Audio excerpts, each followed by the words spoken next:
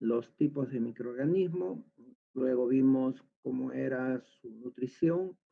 No estamos hablando, en microbiología muy poco se habla de la alimentación, digamos, eso es cuando ya los organismos se estructuran bajo la modalidad de pluricelulares, ¿no? Donde ya forman las células, forman tejidos y estos tejidos tienen función. En el campo de la microbiología nosotros vemos bacterias, mohos y levaduras y hemos visto que si bien unos son procariotas, los otros son eucariotas, todavía no forman tejidos. Son, digamos, en el caso de los eucariotas, una diferenciación morfológica, digamos, sustantiva que propicia su crecimiento, su desarrollo, multiplicación. Sin embargo, el hecho de ser microscópicos, como hemos visto anteriormente, por ejemplo, acá tenemos bacterias, mohos, tenemos levaduras, acá tenemos el crecimiento de un hongo, ¿no? Entonces, nosotros ahora vamos a ver que algunos microorganismos tienen la propiedad de eliminar sus enzimas hacia el medio externo, hacer una digestión previa y luego obtener nutrientes y los nutrientes son asimilados por las células. Por otro lado, tenemos de que hay microorganismos especializados, como el caso de los hongos, que justamente realizan la hidrólisis externa, logrando degradar a las macromoléculas a sus unidades fundamentales, que son los nutrientes. Entonces, nosotros acá hablamos de la nutrición microbiana y a partir de ello observamos que crecen, ¿no? En la medida que tienen suficiente nutriente, entonces su crecimiento se va incrementando en función del tiempo. Por eso es de que este crecimiento, si nosotros queremos describirlo, como es en este caso, ¿no? Tendríamos que ir narrando hora por hora, ¿no? ¿Qué está pasando? Y eso no permite realmente caracterizar uh, esta dinámica, esta cinética de crecimiento. Por lo tanto, lo que se busca, la ciencia ha encontrado otro medio de interpretar lo que son sus parámetros. Hay parámetros en esta curva que caracterizan este crecimiento.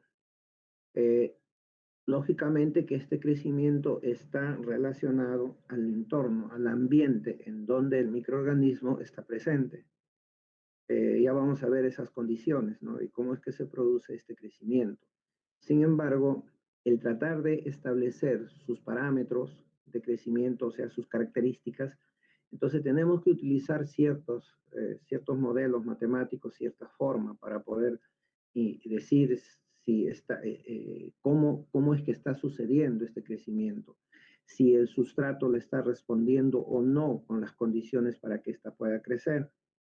Eso es muy importante porque cuando nosotros, digamos, queremos ver el lado de un patógeno, de un microorganismo patógeno, entonces tenemos que, con mucha anticipación, tenemos que predecir de alguna manera qué va a suceder, ¿no? Cómo va a ser su crecimiento dentro de las condiciones de conservación que puede tener un alimento.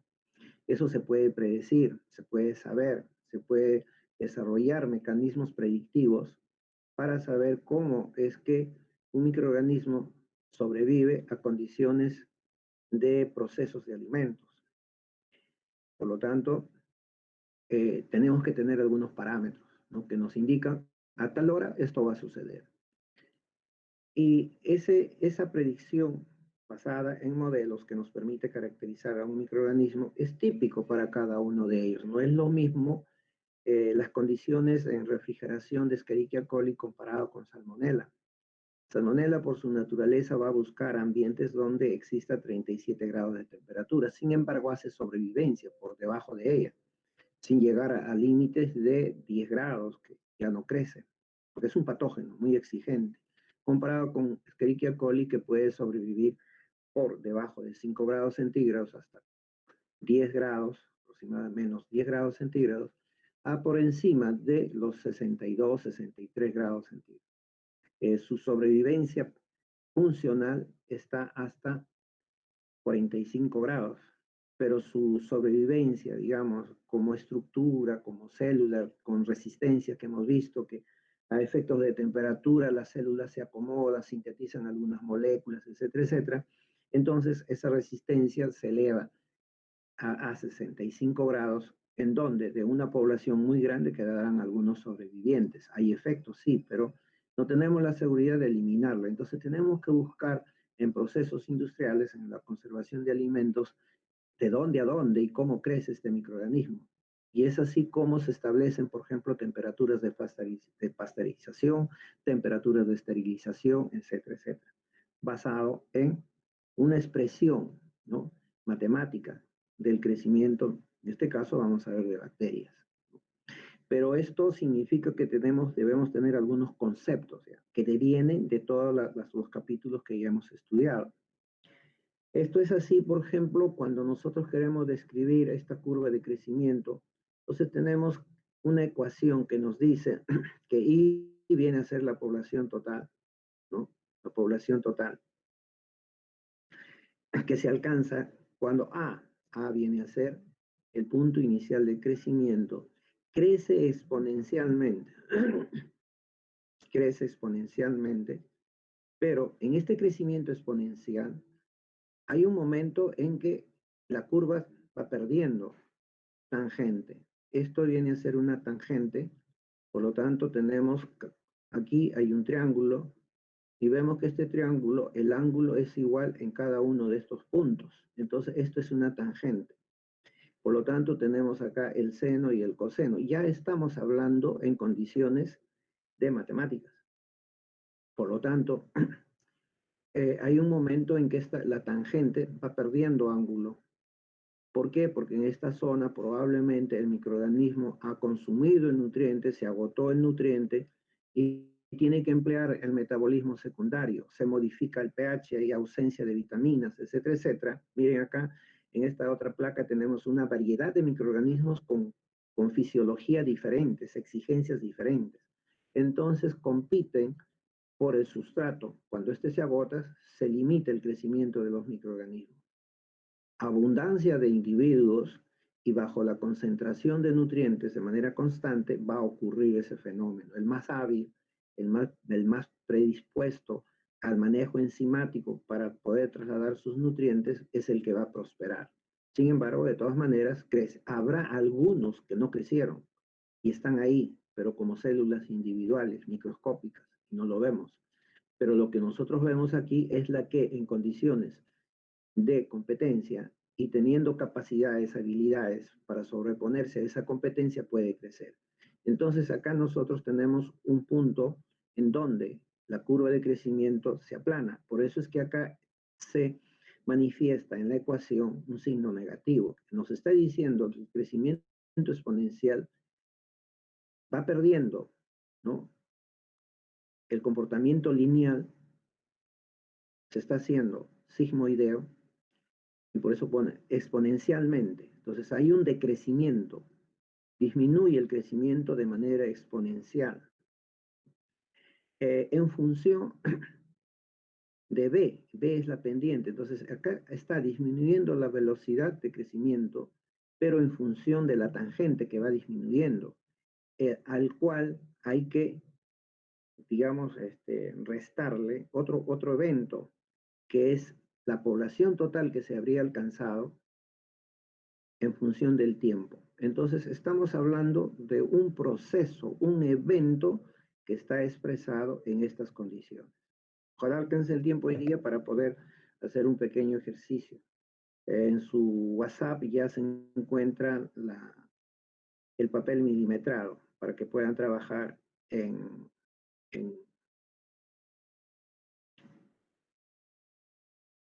en su misma laptop. Hoy día vamos a hacer ese ejercicio. Bien, entonces, esto es lo que quiero que entiendan esto, ¿no? Qué tan útil hoy en día es la matemática para poder expresar el crecimiento bacteriano que ya hemos hablado, todo lo que es la maquinaria metabólica. Hay conceptos básicos, por ejemplo, cuando nosotros nos dicen qué es el crecimiento, pues inmediatamente debemos interpretarlo como que una célula, teniendo todas las condiciones nutricionales, puede incrementar en número de manera ordenada porque ese orden está interpretado que toda su estructura y todos sus constituyentes van a ir implementándose de manera armónica. Que no va a dejar de sintetizar algo porque le falta algún nutriente, ¿no?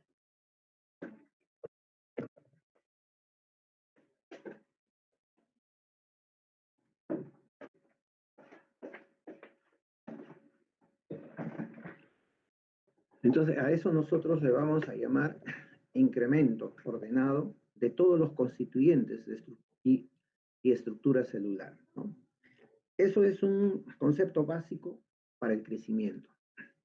Ahora, este crecimiento va a llegar un momento en que la célula, por mecanismos citotáxicos, es decir, reconoce todas las moléculas y ella ya está plena en su estructura, entonces se va a dividir, ¿no? Y en ese momento todavía está en crecimiento, ha logrado su máximo desarrollo y está predispuesto a dividirse en dos nuevas células. Hemos dicho también que la división bacteriana es por fisión. Hemos visto que una bacteria da lugar a dos células hijas, idénticas genéticamente hablando, ¿no? Entonces, esta multiplicación de esa manera se llama fisión binaria. Acá tenemos, por ejemplo, acá abajo, tenemos a Staphylococcus aureus, que es un coco que normalmente nos acompaña, por ejemplo, en un barrito, en la piel, un granito por ahí que vemos de color blanco, y ese color blanco es la pus, donde pululan miles de millones de células que se han multiplicado y que los leucocitos han asistido a ese lugar y se han comido a esas bacterias, y eso es la pus. Cuando uno revienta un barrito y se aplasta y se soba con el dedo por toda la cara, lo único que ha hecho es diseminar a este microbio, ¿no? Bien, entonces, ¿qué ha ocurrido? Este microorganismo, que era único, comienza a dividirse, pero lo primero que va a hacer es establecer su estructura para que pueda llegar a un máximo de crecimiento y luego entrar a un desarrollo que lo prepara para la multiplicación. Entonces va a dividirse, ¿no? Y este mecanismo de crecimiento entonces nos dice que se ha incrementado el número de células. Pero en este concepto de crecimiento hay dos formas de interpretar el fenómeno. Uno es el crecimiento individual, ¿no? Que es célula por célula, ¿no? En el cual cada una de ellas, desde que se divide, va a lograr un tamaño y peso, ¿no? Que cuando ya se consolida es prácticamente un paso inmediato para que pueda dividirse. Ese es el crecimiento individual. Eso generalmente no podemos verlo, sino es que si utilizáramos un microscopio muy potente, podríamos ver esa división. Normalmente hay aparatos, equipos que permiten ver esta división, ¿no? El microscopio electrónico que puede ver pues las intimidades de la célula. Pero, ¿qué podemos observar nosotros? El crecimiento poblacional, ¿no? Cuando ya tiene un número de células, ¿no? Y que este número, por el crecimiento y división celular, es evidente. Por ejemplo, acá nosotros tenemos un crecimiento que va aumentando paulatinamente a partir de pocas células. Y cuando ya llega a un máximo de tamaño, es lo que nosotros observamos como colonia, ¿no? En principio, primero son dos, y a partir de dos va a ir creciendo, se van a multiplicar logarítmicamente. Este es un crecimiento que se va a dar en un tiempo muy corto, cuestión de minutos y horas, en donde se consolida totalmente una colonia. Y eso es lo que nosotros observamos. Al cabo de 24 horas nosotros vamos al laboratorio, observamos nuestros cultivos y vamos a ver que hay un punto pequeñito de 1 milímetro, 2 milímetros, pero hay otras que tienen 4 o 5 milímetros. Entonces ya cada uno va caracterizándose y dependiendo del medio de cultivo, ¿no?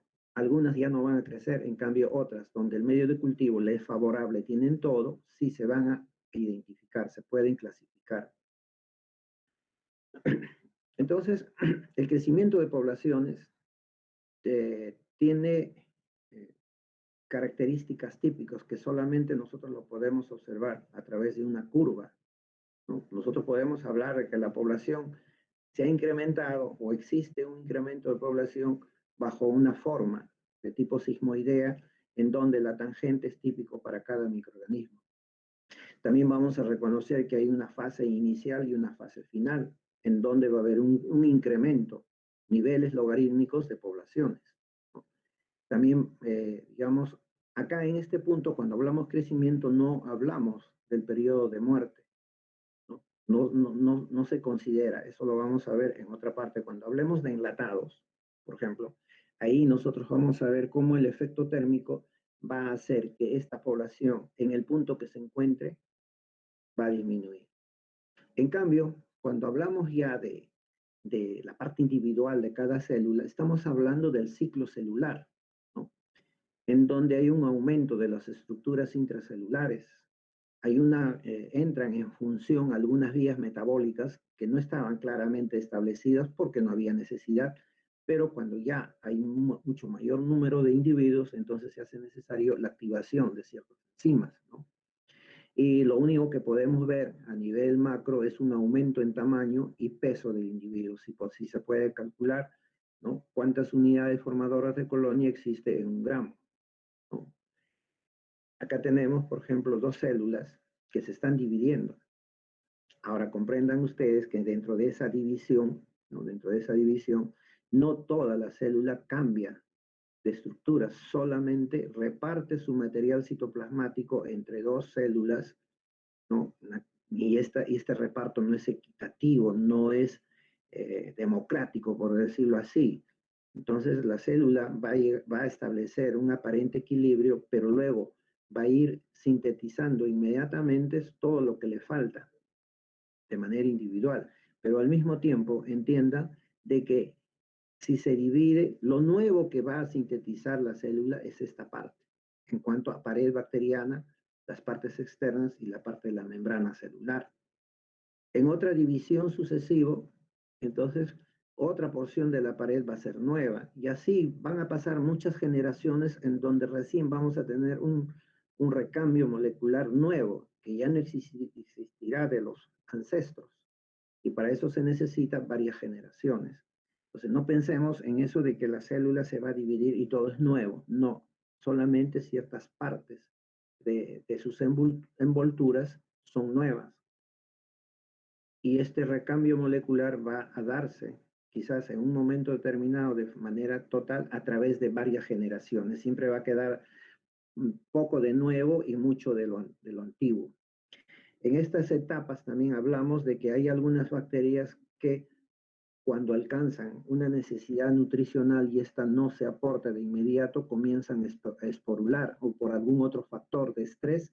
Entonces la bacteria ya no se divide, simplemente concentra su material nuclear y va a formar encima de ese material nuclear, parte del citoplasma, va a formar diferentes capas sucesivas para formar su espora. Acá tenemos un estadio inicial que se está iniciando, ¿no?, la concentración de material citoplasmático para luego forrarse de varias capas y finalmente se pierde el citoplasma y de esa manera tiene una sobrevivencia más eficiente. Cuando encuentra condiciones para su crecimiento, va a volver a pasar a estas condiciones. Acá tenemos la fase esporulada y acá la fase vegetativa.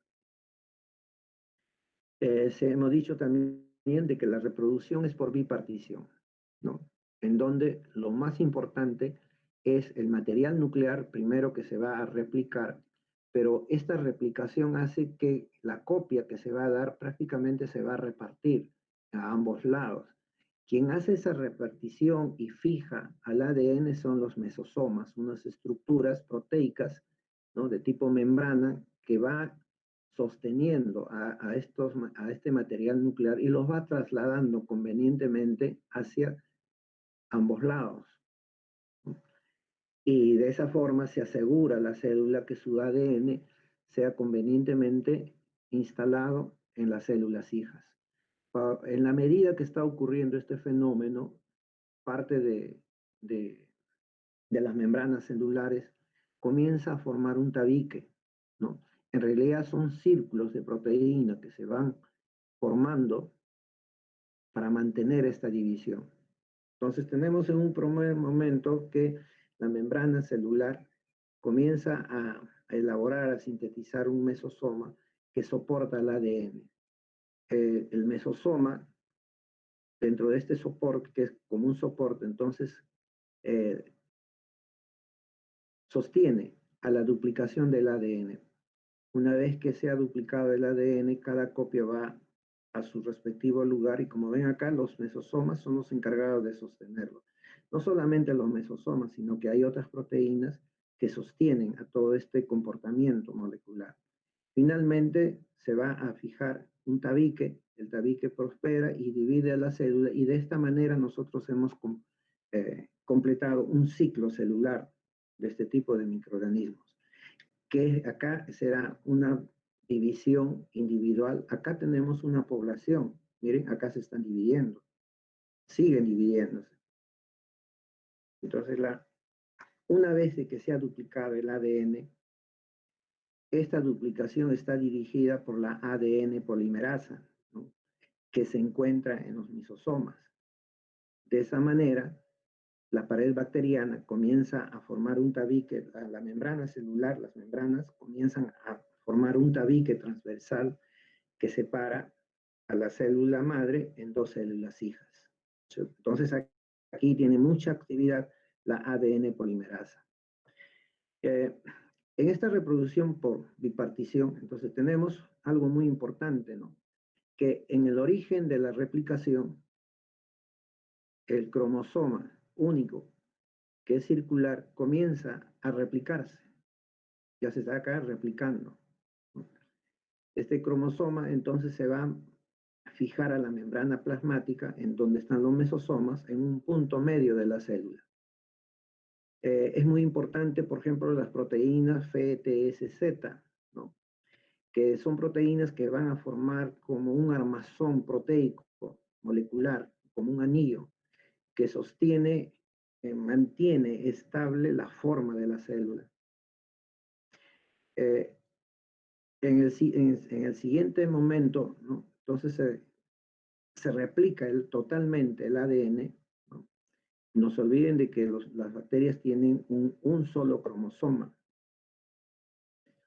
Y este cromosoma es trasladado. Acá tienen el anillo de proteína de FTSZ,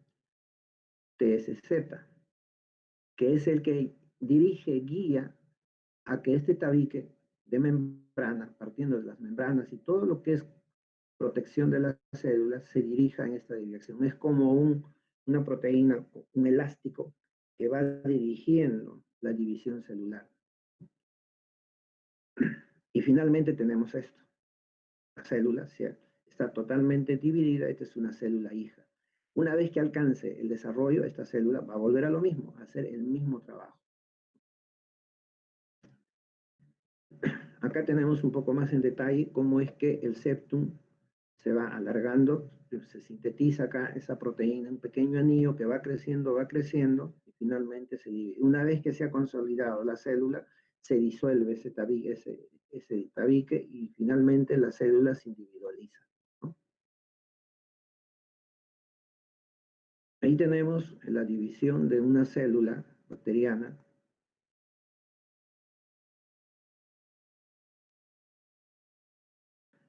Miren las velocidades.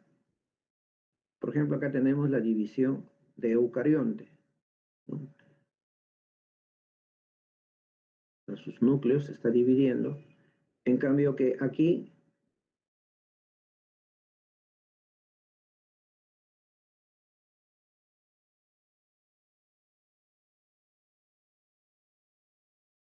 esto es al microscopio, ¿eh? ¿Cómo es que se divide?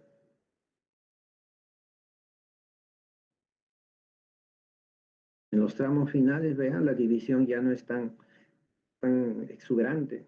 Ya hay algunas que habían quedado juveniles y llegan a la fase adulta, por decirlo así, ¿no? Entonces, el crecimiento poblacional se hace constante.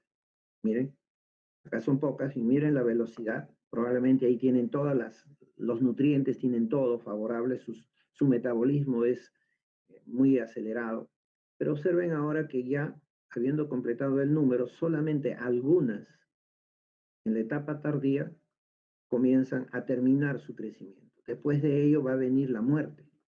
Es en este momento donde los microorganismos van a establecer el metabolismo secundario, que a partir de lo que existe comienzan a elaborar otros metabolismos, que es lo que mantiene algunas células. Una cantidad se va a morir, pero otra va a sobrevivir. Pero después de que ha alcanzado una población. No se olviden, miren, que hay pocas, se están dividiendo, están llegando a un máximo de crecimiento, la población se ha incrementado y ya llega un momento que algunas, miren acá, algunas terminan de vivir y otras están muriendo. Este es el momento, otra fase más avanzada del crecimiento celular. En este caso, por ejemplo, empiezan, son más pequeñas que las anteriores, pero se siguen multiplicando.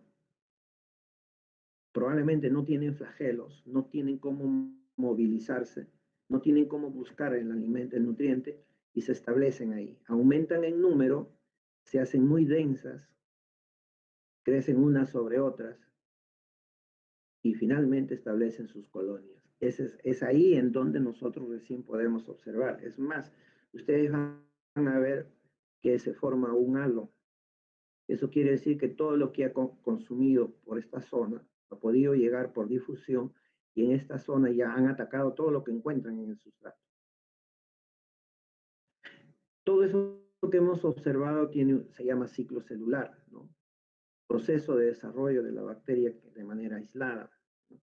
Ya hemos dicho que hay ciertos eventos que ocurren, ¿no? Por ejemplo, en la fase innominada es similar a la fase G1 de los eucariotas. Esta fase es una fase ya entre el final y el inicio del ciclo. Cuando ya esta fase avanza, la fase innominada, pasamos a la fase C, en donde hay replicación, como en este caso, ¿no? La replicación del ADN cromosómico. Esto es equivalente a la fase S de la mitosis, en otro tipo de células, eucariontes. En la fase D tenemos la fase final aquí, donde ya se forma la división, ¿no? Que es equivalente a la fase G2 más M en los eucariotas. Finalmente se divide, termina la fase D, ya se dividieron y nuevamente otra vez se repite el ciclo, ¿no? Entonces, la duración del ciclo celular pues, coincide con el tiempo de generación. Es decir, cuando esta célula se divide en dos, estas hijas ya, esta habría sido la primera generación con el logro de dos células hijas. Ahí tenemos una generación. Estas dos finalmente entran nuevamente al ciclo y van a generar de 2 salen 4, de 4, 8, 16, 32 y así sucesivamente, de manera exponencial. Aquí tenemos, por ejemplo, en un primer momento hay una célula, esta se va dividiendo y tenemos la primera generación, 2 elevado a la 1, ¿no? Potencial 1. Luego cada una de ellas se va a dividir y ahora tenemos 2 elevado a la 2, ¿no? En la tercera generación tenemos 8 células. Entonces, a ver, yo pregunto a Estanislao Asensio, ¿está?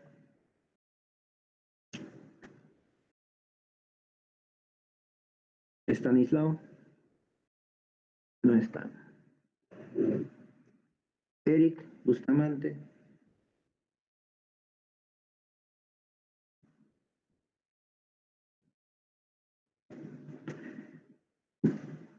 Gillian Catherine de la Cruz. Presente, profesor. Buenas tardes. Buenas tardes. Y Gillian. Dime, ¿cuántas células habrán en total desde la primera generación hasta la tercera? ¿Cuántas células habrá en total? Desde la primera hasta la tercera. Sí, ¿cuántas células?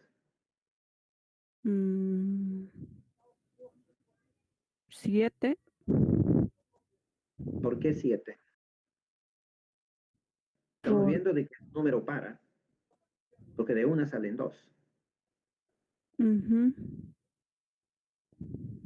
¿Por qué me dice 7? ¿Cuántas Por, habrían? A la tercera generación, ¿cuántas células habrían en total? profesor, en la tercera generación estarían las 4. Habría 4, ¿verdad? ¿Tú estás considerando a esto como una unidad? Ah, ¿O no, no, no. por qué dices 4? Ah, porque contaba en de 1, el primero, Ya, ¿no? ya, después, sigue, De, de ahí se divide ya, y forma 2, ya, ¿no? sí, sí, está bien. De ahí ¿Cuántas cada más? uno se divide y forman otras 2. Claro, Y de ahí 8. 8, ¿no es Ujú. cierto? Entonces, el resto ya no existe porque está involucrada en estas células. Claro, profesor. Ya, Ujú. les hago esta aclaración, muy bien, Lilian, les hago esta aclaración sencillamente porque a veces en los cálculos que vamos a considerar cuentan como presentes a la primera generación, a la segunda, a la tercera, ¿no? Y lo suman todo. En este caso, como ustedes comprenderán, la madre, acá en la primera generación, la madre se ha distribuido en estas dos células hijas. Esto ya no existe, ya está repartida acá. Esta célula ahora se convierte en una célula madre que se divide en dos, ¿no? Y cada uno de ellos ha generado, se ha dividido en dos, ya tenemos 4, y así sucesivamente. Entonces los pasos intermedios nos están indicando que la célula que origina dos, y ella se ha repartido en esas células hijas. Entonces, este crecimiento es rápido, como ustedes están observando aquí, ¿no? Aquí estamos un relojito, estamos viendo cómo se divide la célula en cámara lenta, ¿no? El reloj camina rápido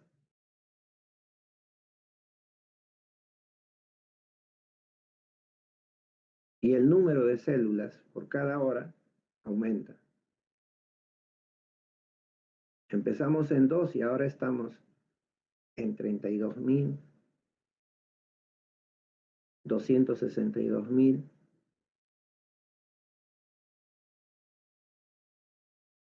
8 millones en 4 horas.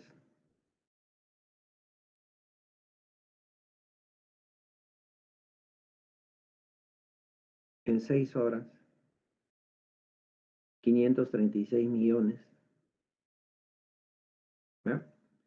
Y 536 millones es una cantidad inmensa para un pequeño espacio donde está la colonia. Entonces, cuando ustedes encuentran un alimento donde ven unos puntitos blancos, por ejemplo, en el caso típico de carnes guardadas, o hamburguesas, o de lo contrario, lonjas de jamón o de jamonada, y comienzan a ver guardado en frío, les dijeron que se consuma pues en 3 días, y ustedes dicen, no, me tiene que durar pues 15 días, entonces al cuarto, quinto día comienzan a aparecer unos puntitos blancos. En cada puntito hay una millonada de células, ¿no? Y no sabemos cuál va a ser el efecto dentro de nuestro organismo. Entonces, cuando hablemos de conservación más adelante, cuando hablemos de productos pesqueros, la conservación encierra considerar estos conceptos que estamos viendo. Eh, Cuando ustedes tienen un alimento que se derrama en una mesa, le están dejando material orgánico. En tanto exista material orgánico, las bacterias las van a aprovechar y van a reproducirse. Alguien viene, se apoya, toca la mesa, por ejemplo, en los restaurantes, etcétera, etcétera, que viene el mozo, pues, y con un trapo, inclusive viene con su desinfectante, y lo único que hace es homogenizar la mesa con millones de microorganismos. Una olla sucia que se queda en casa sin lavarse durante horas, está ocurriendo esto, ¿no? Entonces, la replicación del material genético de la bacteria se va a dar en primer lugar por la síntesis de sus componentes celulares, se produce la división de partición, ¿no? Y da dos células hijas, Y esto dura un tiempo que coincide con el tiempo generacional y le llamamos ciclo celular. Otro concepto es la tasa de crecimiento. La tasa es el cambio del número de células por unidad de tiempo. Y una generación es el intervalo para la formación de dos células provenientes de una.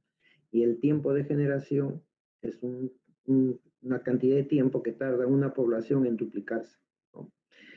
También queda definido como la cantidad de tiempo requerido para completar un ciclo de división. Hemos dicho pues entonces que el crecimiento es aumento del número de microorganismos a lo largo de un tiempo. Miren, acá tenemos, siempre vamos a manejar esta gráfica, el número de células bacterianas que se va a incrementar en función del tiempo, ¿no? Es un crecimiento demográfico de la población. Acá son pocas y luego aumenta en cantidad, ¿no? Y estos en el tiempo, por cada una de las células se van a dar ciclos celulares de cada una de ellas. Por lo tanto, se dice que este crecimiento es la suma de los ciclos celulares. Y es asincrónico. ¿Por qué? Porque no todos los individuos, las unidades, al inicio son de la misma edad. Cuando estamos cogiendo una población, al momento de sembrar en un medio de cultivo, microbios provenientes de algún sustrato, llámese alimento, entonces nosotros estamos cogiendo una población de bacterias en donde, por decirlo así, la edad, ¿no? o el momento del ciclo celular no es parejo, no es homogéneo, no es como que todos partan en una línea de partida y le decimos corran y todos corren igual. No, hay algunas que podemos un poco simbolizar el ejemplo.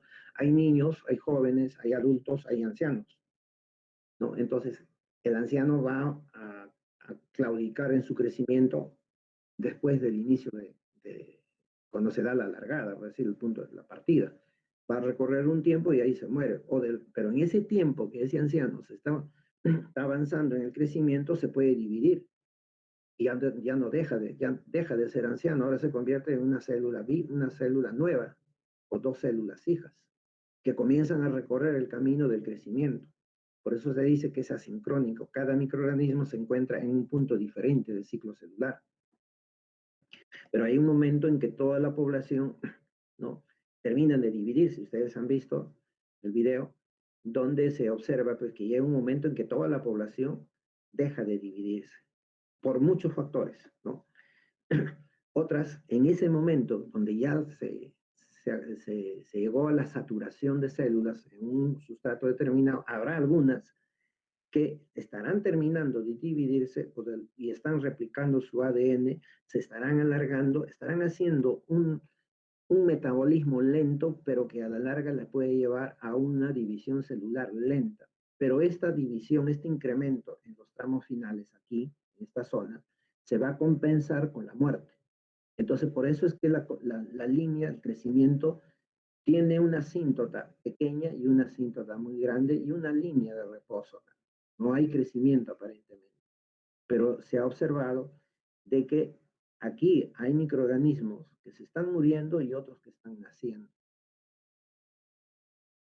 El crecimiento sincrónico, por ejemplo, lo vamos a ver en el caso del suelo, ¿no?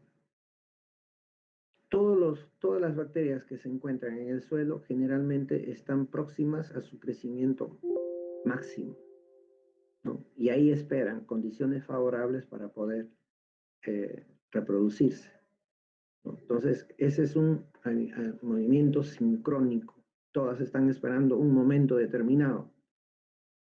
Otro caso se ve en las células que están congeladas. Las que han sobrevivido están listas para seguir manteniendo su sobrevivencia cuando se den las condiciones, pero muchas de ellas ya habrán muerto, las que no han podido resistir. Entonces, ese es un crecimiento sincrónico. En este caso, el número de células del cultivo permanece aparentemente constante, ¿no? En donde el tiempo en que las células recién formadas logran aumentar de tamaño y luego el número de células se duplican de manera brusca. Es decir, resistieron, sobrevivieron, persistieron durante un tiempo en donde solamente algunas, ¿no?, quedan con capacidades de poder reproducir. Basta que se rompa ese factor que las limitaba en el crecimiento, todas ellas crecen sincrónicamente. Aparentemente, entonces, no habría células viejas ni tampoco células jóvenes, sino células adultas que están listas para iniciar el proceso de crecimiento. ¿Cuándo? ¿Cuándo vamos a tener un crecimiento equilibrado, donde todas las células estén funcionando y que no haya viejos ni jóvenes, todos sean funcionales, adultos, ¿no? Digamos, el crecimiento donde toda la biomasa, el número de células, cantidad de proteínas, de ADN, evolucionan en paralelo. ¿Cuándo se va a dar eso?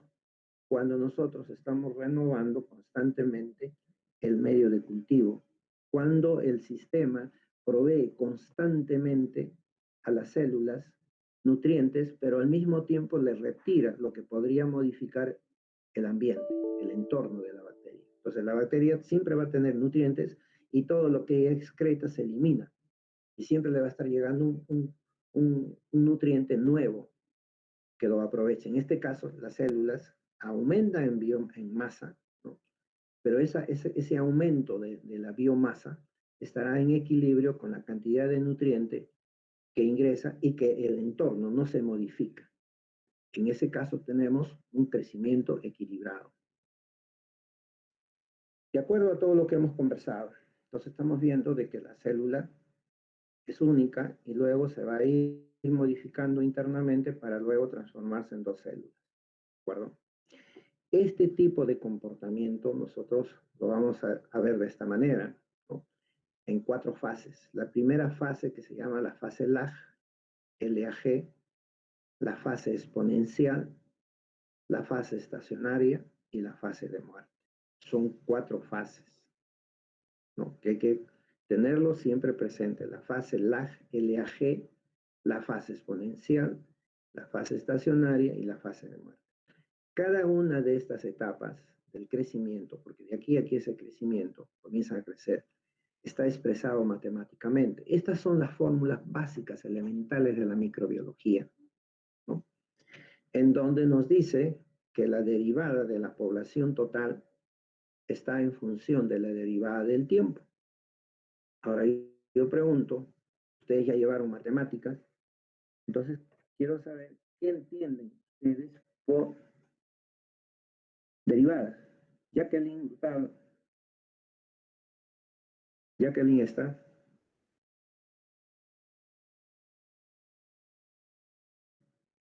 Jacqueline no está. Sofía Jorges. Presente, profesor. A ver, Sofía, dime, ¿qué entiendes tú por derivadas? Tengo una idea que es una función y tiene un límite al que tiende la razón entre el incremento de esa misma función. Ya, correcto. Entonces has dicho 2 cosas, ¿no? Es una función que tiene un límite. Entonces, ¿cuándo derivas? ¿En qué condiciones tú derivas? Aplica las matemáticas ahora.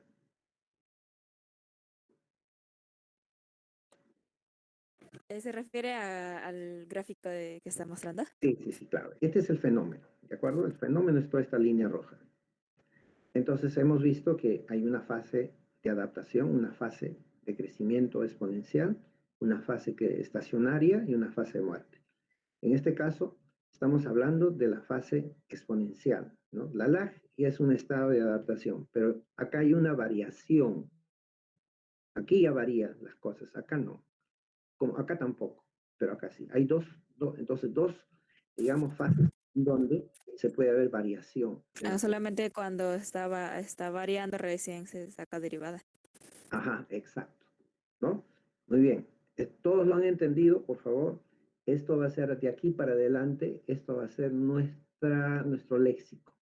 Cuando hablemos de vibrio cólera, les voy a decir en qué momento se está dando la fase logarítmica, cuánto es la velocidad de crecimiento en el seco salado, o cuánto es la condición básica para que Escherichia coli pueda crecer. Ya no vamos a hablar más que de los parámetros cinéticos, cómo crece. ¿Ya? Entonces, en este momento hemos dicho que la derivada de la población, entonces, ¿cuál es la derivada? La derivada final menos la derivada inicial, entonces nos va a dar un valor. Y que este valor diferencial está en función de la derivada de t. Entonces es de acá, el tiempo final menos el tiempo inicial. Esta relación de derivadas, nosotros lo vamos a simplificar encontrando una constante. ¿Y cómo es que encontramos la constante? Después de derivar, ¿qué hacemos? A ver, Caleb, esa meta. ¿Está? Presente, profesor, sí. Dime, Caleb. Después de derivar, ¿qué hacemos? Ya lo dijo tu compañero. Porque estamos buscando una constante. ¿Por qué buscamos una constante en primer lugar? Porque el ángulo en todo este segmento es constante. Quiere decir que esta es una tangente. Una tangente con un solo ángulo hasta un cierto momento. Nada más. Entonces, ¿qué hacemos? Entonces, estamos buscando una constante que nos sintetice este comportamiento en este tiempo. Entonces, después de derivar, ¿qué hacemos?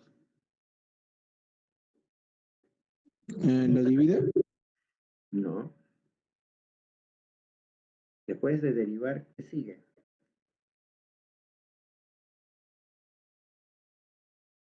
Anaís. Sí, profesor. A ver, dime, Anaís. Después de derivar, ¿qué sigue? ¿No se estaría duplicando o subiendo? No, ya lo dijo tu compañera. En un momento que me dijo que era una derivada y después me puso otro término. ¿El límite? Antes del límite. ¿Quién habló? Yo les meta, profesor. Esa meta, dime. O sea, recuerdo que dijo el límite. Claro, ya hemos derivado, ¿de acuerdo? Yo quiero detenerme aquí, prefiero detenerme aquí porque si lo paso de frente no vamos a después a poder entender lo que queremos hacer hoy día. Yo tengo que encontrar una constante y esta es una derivada, es un estado final menos un inicial, es un cambio que se está dando del fenómeno. Entonces, y eso está en función del tiempo, entonces eso también es un cambio, ¿no? Están relacionados, por eso que esto de acá está en función de esto. Pero encontramos de que este es un segmento que tiene algo constante, que es mu, ¿no? Y mu va a representar la velocidad de crecimiento, ¿no? Entonces, ¿cómo sacamos mu? Entonces, mu la vamos a sacar primero integrando, ¿se acuerdan de integrales? Lo van a integrar, ¿qué? Todo este proceso desde un inicio hasta el final. Y luego recién encontramos los límites, de dónde a dónde. Entonces nosotros decimos, este mu es válido desde aquí hasta aquí, ¿no? ¿Y a quién afecta? A la población, porque este mu, esta constante, realmente está acompañando a la población, que va desde aquí con un incremento hasta acá. ¿Hasta ahí está claro? Anaís. Anaís, Geraldine, ¿te fuiste? Sí, profesor. ¿No entendiste? No, sí, no que se me va el internet, pero sí lo escuché, sí, de límite. Ya, entonces no se olviden, porque vamos a encontrar algunas formulitas donde ustedes tienen que interpretar por qué. Y eso es que quiero que lo entiendan ahora. En cambio, en la fase estacionaria, ¿qué tenemos? Ya no hay ángulo, no hay tangente. Quiere decir que al no existir, no hay mu, y el mu es cero. Y cero por n, cero. O sea que me está diciendo que no hay velocidad de crecimiento, no hay condiciones de incremento de población, y por lo tanto durante este tiempo no hay nada, entonces es cero. No hay crecimiento. Eso es lo que dice esta fórmula. Pero después vamos a ver que es un crecimiento equilibrado, por eso que no desciende, porque cuando ya comienza a descender, no se sostiene esta fase estacionaria, es porque estamos perdiendo población. Y si ustedes comparan la ecuación de la etapa de muerte, es idéntica, es semejante.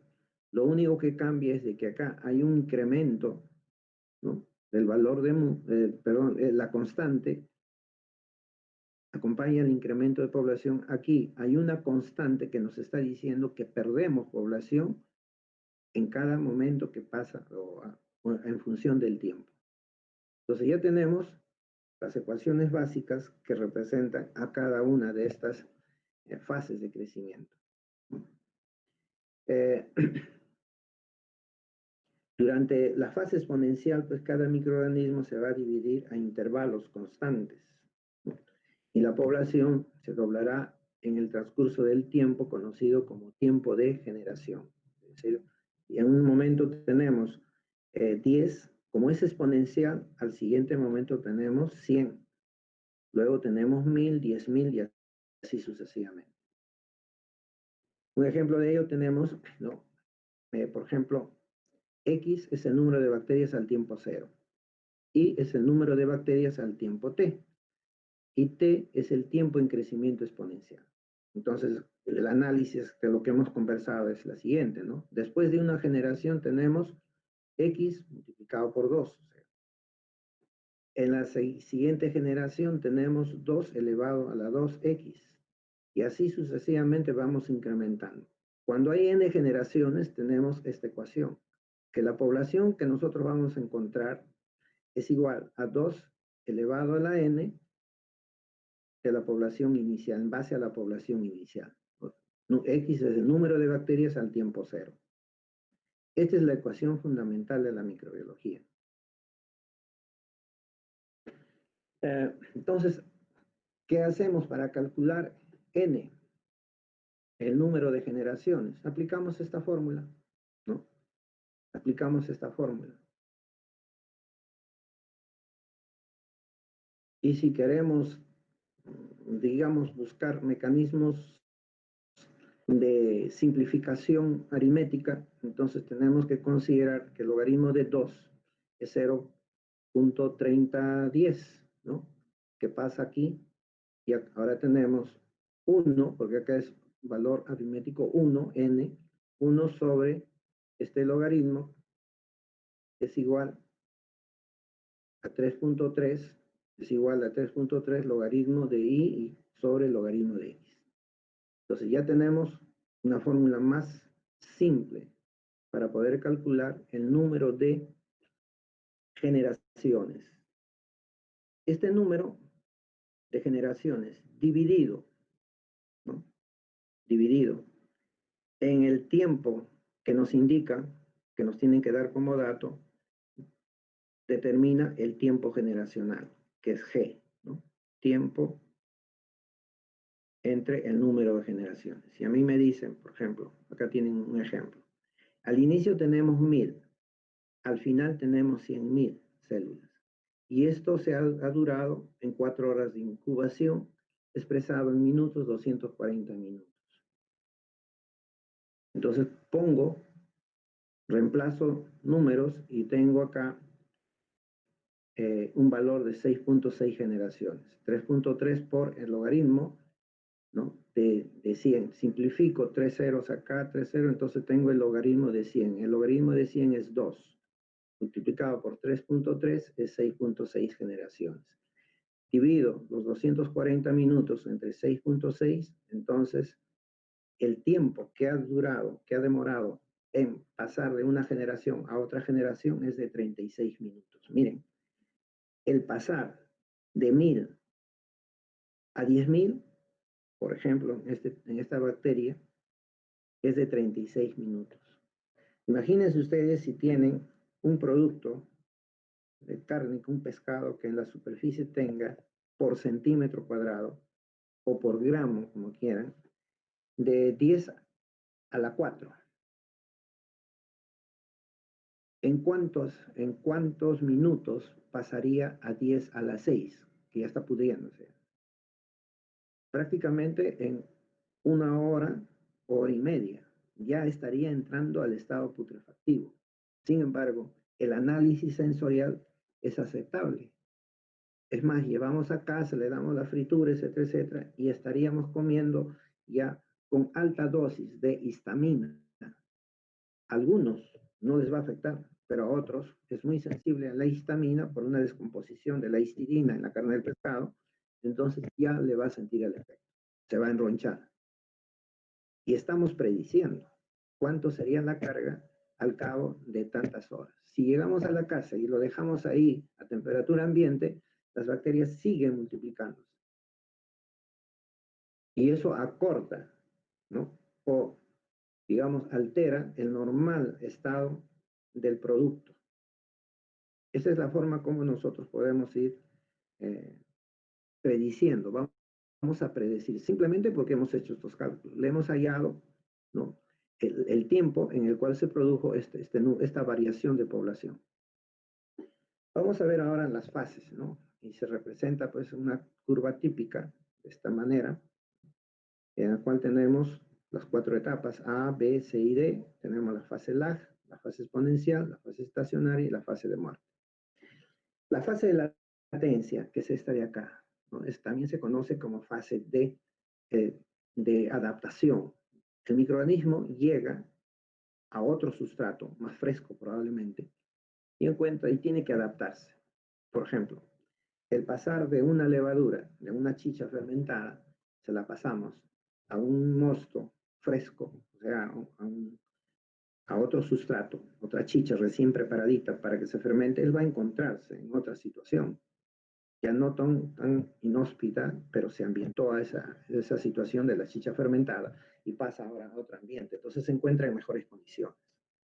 Entonces hay que considerar que en esa fase de latencia, el inóculo, o sea, lo que nosotros colocamos, inoculamos en este sustrato, el tiempo de adaptación va digamos, a ser determinado por el estado fisiológico del microorganismo. De qué parte de la curva viene. Si viene de fase estacionaria, le va a tomar una fase de latencia bastante larga. Si viene de la fase de muerte celular, donde casi todos estaban muriendo, ella va a tener un tiempo de latencia mucho más largo.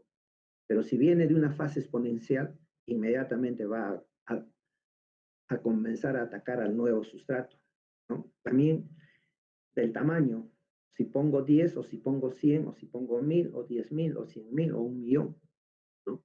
Si pongo mayor cantidad de microorganismos, va a haber mayor cantidad de enzimas que actúan sobre el sustrato. Y el tipo de microorganismos, hay microorganismos que no están adaptados a crecer en ese sustrato y simplemente no hacen nada. Por ejemplo, salmonella en lechuga comparado con salmonella en carne de pescado.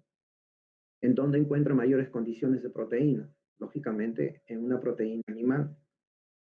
En cambio, en la proteína vegetal de la lechuga, pues casi tiene la proteína para la lechuga, pero en concentraciones tan mínimas y poco metabolizables para la salmonella, porque la salmonella es un patógeno para el hombre. Necesita condiciones del interior de los tejidos del humano, ¿no? Entonces, eso va a depender del inóculo. También va a depender de los factores de crecimiento, ¿no? ¿Qué cosa le ofrece el sustrato? ¿Dónde va a ir a crecer? ¿Cuáles son las condiciones físico-químicas del medio? pH, actividad de agua, todo lo que hemos estudiado en factores de crecimiento, ¿no? Pero normalmente cuando nosotros hacemos estudios de crecimiento, lo que vamos a ver es esta forma, ¿no?, la adaptación y la fase logarítmica, acá también. Pero si nosotros extrapolamos la tangente hacia el eje de la Y, esto es lo que va a representar la verdadera población que existía al momento de iniciar el crecimiento, la fase logarítmica. Entonces, esta continuidad de la tangente nos va a indicar cuál era la población verdadera que nosotros habríamos llevado al momento de iniciar el crecimiento. Esto es una cuestión referencial, ¿no? Que nos estaría diciendo qué tan eficiente, o sea, qué tan poco ha sido el efecto de muerte o la fase estacionaria, que hace que el microorganismo tenga una fase muy corta y que nos permita decir, pues, de que no hay mucha diferencia en el inóculo. Después de que se ha producido la fase de adaptación, viene una etapa, esta pequeña curva que le llamamos crecimiento acelerado. ¿Qué ocurre ahí? Fundamentalmente hay cuatro condiciones. Primero, que la célula que llegó al nuevo medio de cultivo o al nuevo sustrato tiene que incrementar la síntesis del ribosoma. Hemos dicho que no es una repartición homogénea, entonces hay más, sobre todo se ha demostrado que una célula lleva mucho más ribosomas comparada con la otra. Entonces las células tienen que completar el número de ribosomas, porque si hay ribosomas, hay síntesis de proteína. Si hay síntesis de proteína, hay enzimas. Si hay enzimas, hay metabolismo.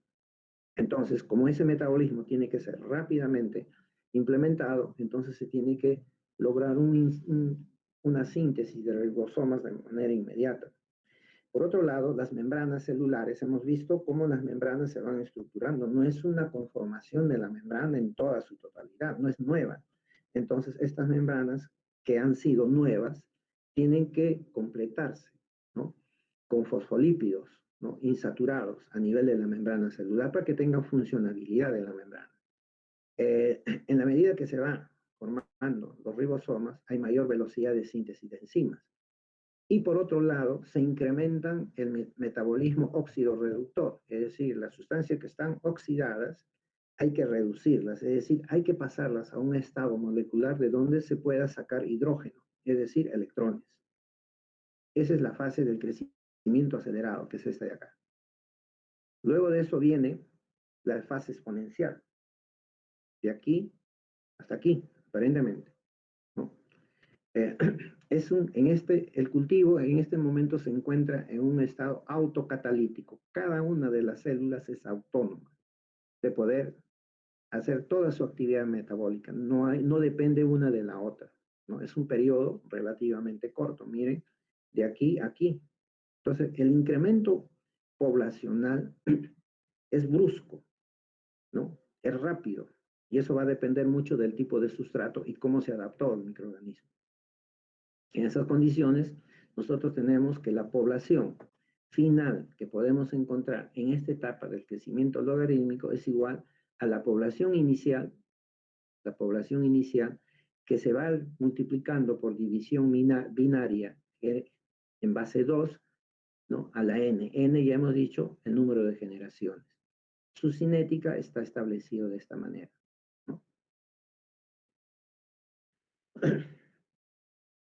Para que esta fórmula la podamos aceptar, que es la más pequeñita, ¿no? La más simple, tenemos que probar de que realmente funciona, es decir, tenga una lógica matemática, ¿no? Entonces despejamos n y tenemos que el logaritmo de la población total menos el logaritmo de la población inicial dividido entre el logaritmo de 2, ¿no? Digamos, es lógico, matemáticamente hablando. Ejecutamos y en este caso tenemos de una célula aparecen 2. Entonces encontramos que al ejecutar n nos da 1, el valor de 1. Tomando como ejemplo esta parte de aquí, nada más, ¿no? La población final es 2. De una célula salen 2. Entonces, la población final es 2, menos la población inicial, que es 1. Esto es 1. Logaritmo de 1 es 0. Otra de los criterios para que el modelo sea válido es de que tenga una respuesta fisiológica. Esto funciona, entonces es cierto.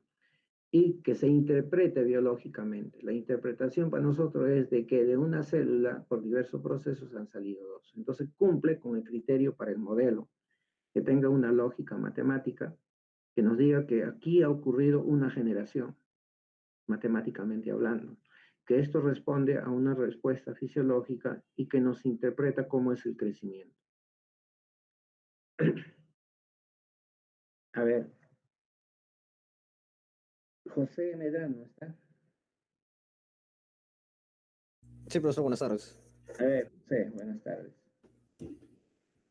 Fíjate en las unidades formadoras de colonias, el número de células aquí y aquí.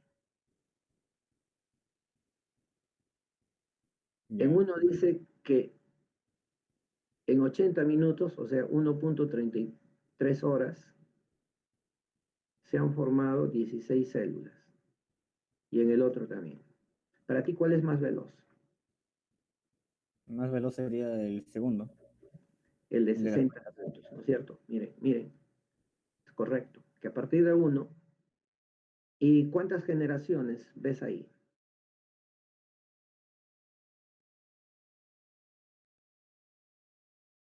En el que es más veloz.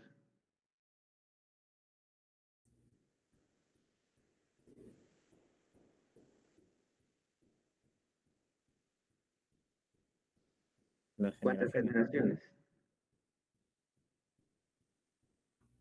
Son 4, sí. Son 4 generaciones, correcto. Y una es más veloz que la otra. Ahí se diferencia. Es el mismo número de generaciones, pero con diferente velocidad.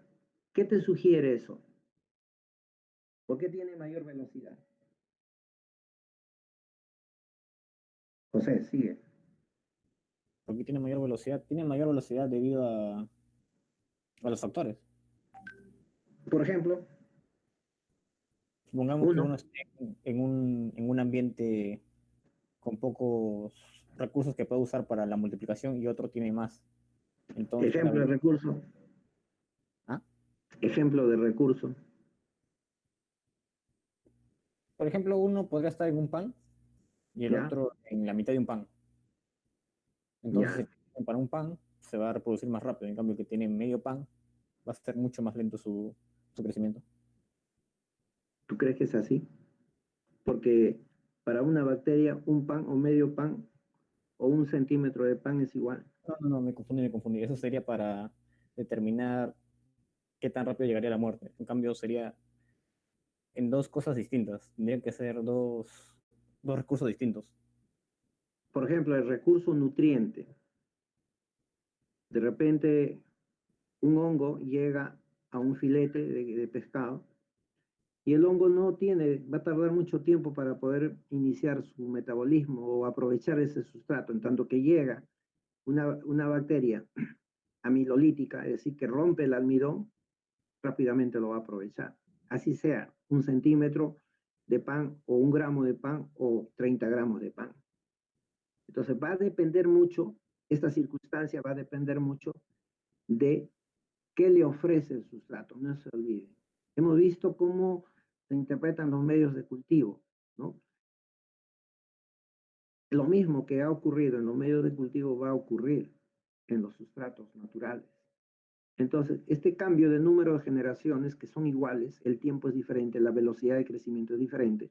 Entonces nos está diciendo que el lado derecho le ofrece, digamos, mayores ventajas, mayores nutrientes, por eso lo hace más rápido su multiplicación. En cambio, el otro es más lento. Algo le falta para aprovechar ese sustrato. Podemos poner los dos microorganismos en el mismo sustrato y lo que vamos a valorar es su velocidad de crecimiento, cómo crece, a qué velocidad. Pese a que los dos tienen el mismo grado el mismo número de generaciones. Entonces, el tiempo generacional es el que va a demandar. El uno lo hace más rápido, el otro lo hace más lento. Por esa razón, cuando nosotros hablamos de crecimiento, ¿qué pasa si nosotros tenemos esta curva de crecimiento? Miren acá. Y ahora en adelante vayan acostumbrándose a estas tablas, ¿no? Entonces, acá tenemos las horas y al 0 horas, al inicio del experimento, encontramos que hay un número de células, 1. Esto tenemos que transformarlo bajo dos formas, dependiendo de las necesidades. En logaritmo de base 2, ¿no? Logaritmo decimal o logaritmo natural, ¿no? Entonces acá tenemos, estas dos columnas responden a lo real. Estamos en el laboratorio y empezamos el experimento y sembramos en las placas, en los medios de cultivo, y nos sale una célula. A la media hora, acá estamos trabajando, vamos a ponernos el ejemplo de un filete de pescado. A las 0 horas, en el momento que iniciamos, eso se llama el tiempo cero, encontramos que hay una célula. Luego, en el mismo filete, media hora después, hacemos el análisis y encontramos 2 células. O sea, el cultivo me va a dar 2 colonias. Entonces, yo no puedo ver una célula. Lo que voy a expresar es su colonia, que es, espero que se multiplique. A partir de una célula me va a dar una colonia. Por eso digo que son 2 células. Después de una hora me da 4. Y así sucesivamente voy tomando muestras y voy llegando a establecer este tipo hipotético de crecimiento. ¿De acuerdo? Llegan las 10 horas y finalmente tengo este dato, lo voy a transformar en logaritmo en base 2 y me sale este dato, ¿no? Y luego puedo pasarlo al logaritmo de natural a decimal y tengo esto. Entonces, ¿qué pasa si yo expreso la curva de crecimiento, hago una gráfica tomando los números naturales? Esta, la columna del tiempo, va a ser fija para los dos, pero ahora voy a utilizar el número de células, tal como me sale del laboratorio. ¿Qué voy a tener? Esta gráfica. Y no me sale la expresión de crecimiento exponencial. Por eso es que se transforma. El número de células que me da en el tiempo real, en el momento que es real, lo tengo que transformar a logaritmo decimal o logaritmo natural, ¿no? Esa es por qué se transforma a estos tipos de logaritmos. Por eso se dice que el logaritmo es exponencial. O sea, el crecimiento es exponencial o también crecimiento logarítmico. Pero hay dos tipos de logaritmos, en base 10 o en base natural, ¿no? Bien, esa es la razón, porque acá no me interpreta mucho. No me da la figura de la fase de latencia de manera precisa. No me dice el comportamiento de la fase logarítmica. No me dice si ya llegó a la fase estacionaria. Simplemente está tratando de darme esta parte de acá como una función lineal, y esta lineal, que no es conveniente, no interpreta. Por eso es que las curvas de crecimiento deben recibir un tratamiento de transformación a lo que es típico, lo exponencial, ¿no? Bajo ese concepto, entonces, debemos remitirnos ahora. El número me explica, digamos, qué tan afín son las enzimas para ese sustrato. Y cómo yo voy a saber que realmente tiene afinidad. Ese sustrato le da todas las condiciones para que ese alimento sea su sustrato preferido. Por lo tanto, yo tengo que dedicarme a cómo controlar ese microorganismo, porque me va a alterar mi alimento. No me va a dejar conservarlo por mucho tiempo. Entonces acudo a lo que ustedes ya han visto en la ecuación de Monod, ¿no? La ecuación de Monod, ¿no?, me mide la velocidad específica de crecimiento. Es decir, está hablando de cómo se caracteriza el comportamiento de una población microbiana, pero en función de sus enzimas, ¿no? Y este valor depende de las condiciones ambientales que se encuentra el microorganismo. Entonces, la curva que dio Monod, o sea, Monod expresó una ecuación parecida a esta. Y la microbiología, en vez de poner velocidad de reacción enzimática, pone mu, que es la velocidad de crecimiento. Entonces dice que la velocidad de crecimiento, ¿no?, va a depender de cómo el microorganismo utiliza la fuente de carbono y de energía, o sea, la parte orgánica, y a partir del orgánico va a obtener energía, dependiendo de cómo es que se activan sus enzimas. Y la activación enzimática va a estar en función de la cantidad de sustrato que puede disponer el microorganismo. Entonces, esta ecuación nos dice de eso, ¿no?, que la velocidad de crecimiento es igual a la velocidad máxima. Mire, esta es la velocidad máxima la velocidad máxima, que va a actuar sobre un sustrato determinado y que este sustrato determinado está en relación a una constante de su consumo, ¿no? Que se va consumiendo más el resto del sustrato que queda. Esta ecuación está interpretada con esta curva, donde nos dice que el sustrato es consumido rápidamente logrando una reacción de primer orden, interpretándolo como que es la máxima, digamos, una ecuación de primer orden, y que en la medida que se va consumiendo el sustrato, va aumentando la velocidad de la enzima. Ahora, entonces, en la medida que nosotros le ofrecemos más sustrato, las enzimas van activando, van consumiendo ese sustrato a una velocidad determinada. Y que en la medida que avanza, por más que le agreguemos nosotros más y más sustrato, la velocidad de la enzima se aplana, va disminuyendo. Esto es lo que dice Monod. Si ustedes observan, esto se parece a una curva de crecimiento. Por eso es que se asocia, ¿no? La velocidad de la reacción enzimática con la velocidad del crecimiento microbiano. En el caso de Monod decía que la velocidad máxima, ¿no?, llegaba a un punto donde ya el sustrato no activaba las enzimas, y se ha demostrado que las enzimas se saturan en la abundancia de sustrato y se frena esa velocidad. Entonces, y esto determina que la velocidad media, o sea, la velocidad máxima entre dos, en este punto va a determinar la mínima concentración de sustrato que es capaz de desarrollar una ecuación de primer orden, es decir, una proporción. Entonces, esta mínima cantidad de sustrato es lo que debe tener el microorganismo para iniciar un crecimiento. Es el Ks.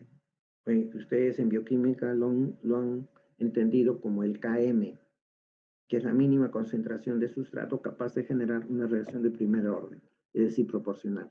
A partir de este punto, ya las enzimas se van a ir saturando, no se desacoplan fácilmente. Y llega un momento que el sustrato se acopla tanto a la enzima y por lo tanto no hay formación de producto.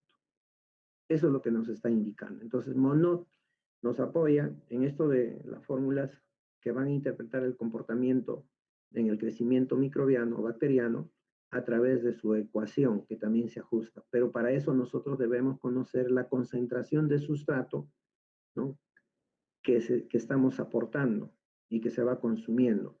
Esta ecuación nos exige también determinar la velocidad máxima, que también se puede determinar en una ecuación de crecimiento. Entonces, lo que tenemos que hacer es buscar el valor de K. K es una constante en este segmento nada más, en donde determina la mínima concentración de sustrato.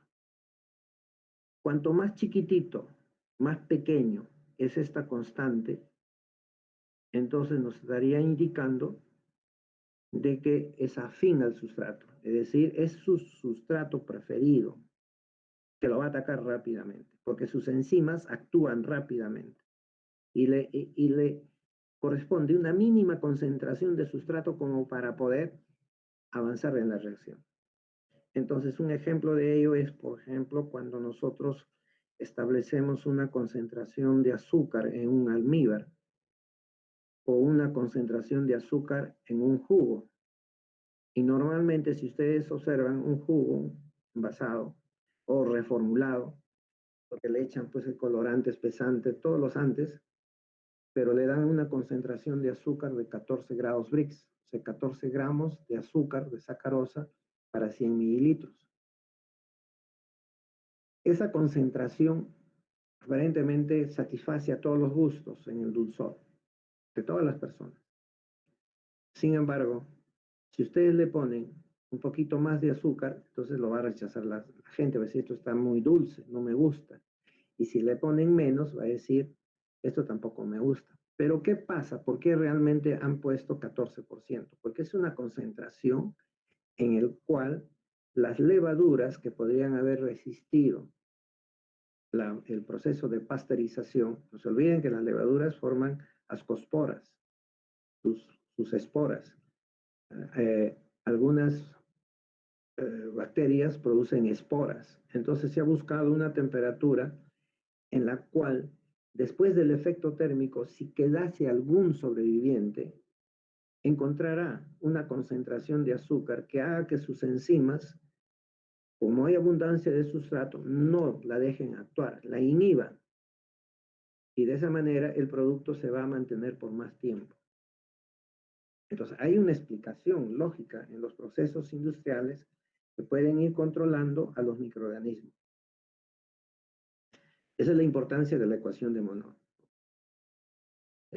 Entonces, ya hemos hablado esto de que debemos hacer un logaritmo natural o logaritmo decimal, porque si no, no vamos a tener esto de acá, la tangente. A nosotros nos interesa la tangente, medir la condición exponencial. En este tipo de curva, cuando medimos solamente con los datos reales, no nos va a dar la expresión de la tangente. Y estamos viendo que el crecimiento obedece a ecuaciones lineales. Ahora, los modelos matemáticos convierten la condición no lineal a condición lineal.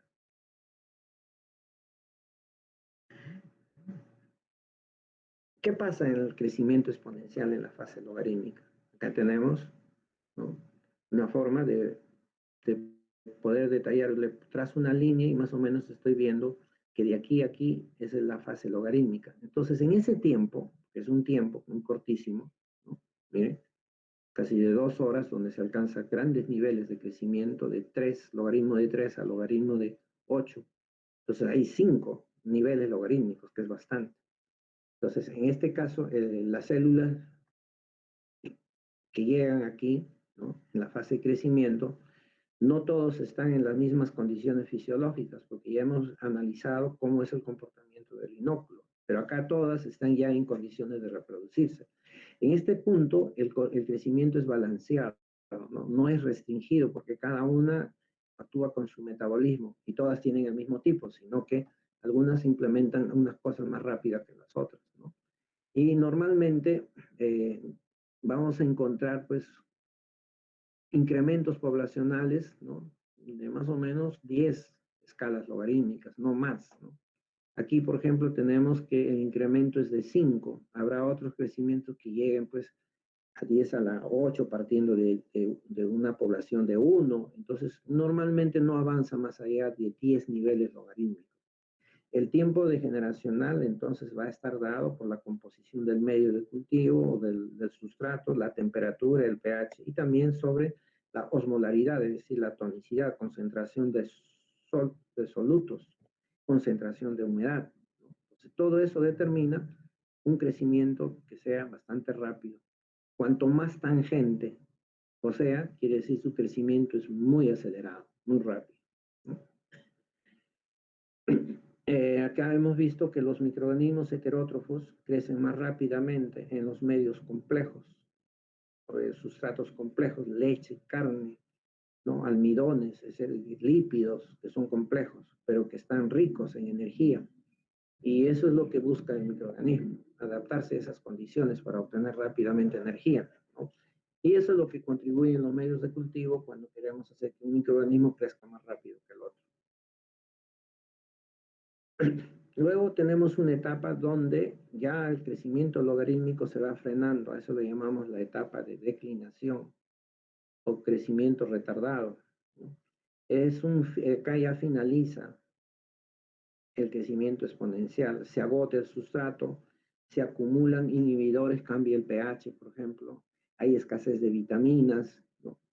Entonces, todo ello, o hay toxinas que ella misma ha fomentado su formación y no puede eliminarlo. Generalmente, pues, se debe a que disminuyen los factores de crecimiento, incrementan metabolitos tóxicos a nivel intracelular. Los ribosomas dejan de funcionar en la velocidad que estaban funcionando, ¿no? Por lo tanto, hay disminución de proteínas y enzimas y disminuye el crecimiento celular. En la fase estacionaria, este nivel, ¿no?, ya las células dejan de reproducirse, el crecimiento neto es 0, es decir, está equilibrado, ¿no? En algunos aspectos se nota que las bacterias comienzan a esporular por las circunstancias que están pasando, hay mucho estrés. Aquí es donde se van a formar también los metabolitos secundarios. Aquí es donde la bacteria emplea el metabolismo secundario, donde se van a acumular algunas sustancias tóxicas que se van formando por el uso de sustancias que todavía puede oxidarlas. Y muchas veces el microorganismo llega a este nivel y hay sustancias que son favorables para que se pueda dar valor a un producto.